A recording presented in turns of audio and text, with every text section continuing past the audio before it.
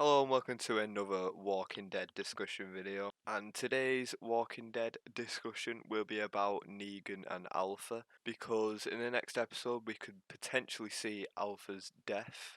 This would sort of make sense in my opinion because it does happen in the comics, but you never know. The show writer might not follow the comics like they haven't done in the past. They haven't exactly followed the same deaths as the comics, but in my opinion I feel like Alpha will die, and it will be because of Negan, because it just seems too easy, in my opinion, how he joined the Whisperers, even though it clearly wasn't an easy job to get them to trust him. But I just feel like in the show, it just seemed way too easy for him to join, and he seems way too happy.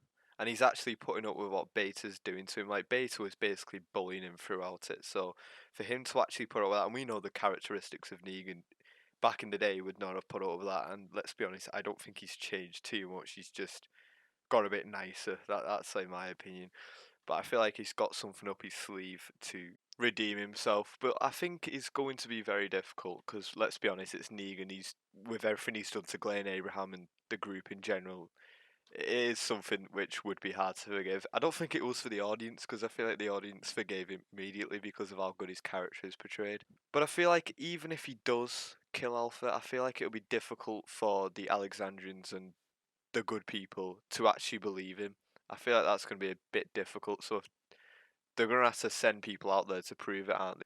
That's just my theory anyway. I feel like Beta won't die because losing two leaders would mean that the war would sort of end. So I feel like Beta would be the one to lead the group for the rest of the season, and then at the end of the season, I feel like the Whisperers will be finished, and then we'll be introduced to the Commonwealth.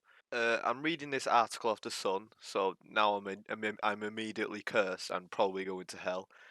And this says part of the way that we're tracking the story of the Whisperers is that is happening in that core relationship between Alpha and Beta, and certainly I think the fact that Alpha feels some doubt coming from Beta is also changing her tactic. She continued to Entertainment Weekly. I feel like, yeah, there's something going on between their relationship, which is, I don't know if that's going to be linked to Alpha's death, but it could be.